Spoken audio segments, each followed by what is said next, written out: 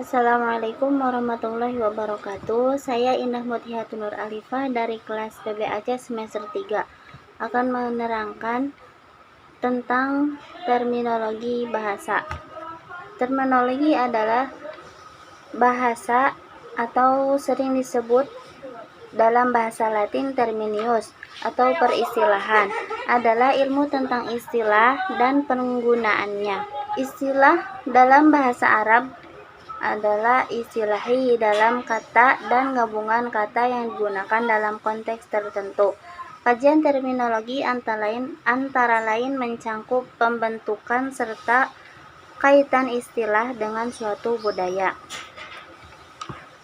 Pengertian bahasa ibu. Pengertian bahasa ibu adalah bahasa yang pertama kali dikuasai oleh seorang anak. Bahasa ibu adalah padanan dari kata native language dan bahasa yang mempunyai hubungan emosional dengan tuturnya secara langsung. Definisi bahasa ibu: bahasa pertama kita atau bahasa daerah kita masing-masing. Jadi bahasa Indonesia adalah bahasa kedua yang baru mulai kita pelajari dalam pendidikan formal di sekolah dasar. Selanjutnya, pengertian bahasa kedua. Bahasa kedua atau dikenal dengan second language. Sedangkan penguasaan bahasa kedua adalah proses bagaimana seseorang menguasai bahasa kedua tanpa ia sadari. Sebagian besar orang Indonesia, bahasa pertamanya adalah bahasa daerahnya, dan bahasa keduanya adalah bahasa Indonesia. Walaupun ada kelompok masyarakat yang bahasa pertamanya adalah bahasa Indonesia, seperti di kota-kota besar, contohnya Jakarta. Pengajaran bahasa kedua atau bahasa asing di usia dini.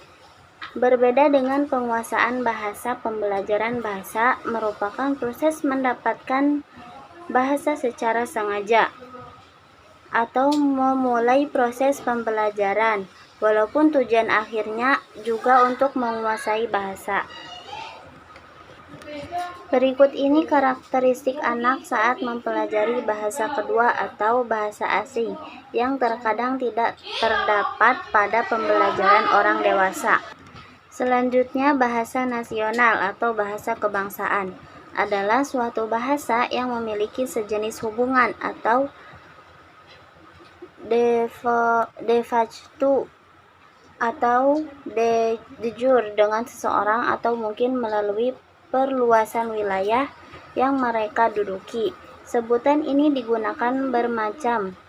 Sebuah bahasa nasional bisa mewakili identitas nasional suatu bahasa atau negara. Hakikat pembelajaran bahasa asing. Bahasa merupakan alat utama untuk berkomunikasi dalam kehidupan manusia, baik secara individual maupun kolektif sosial. Secara individual, bahasa merupakan alat untuk mengekspresikan isi gagasan batin kepada orang lain. Dan sedangkan secara kolektif sosial, bahasa merupakan alat berinteraksi dengan sesamanya.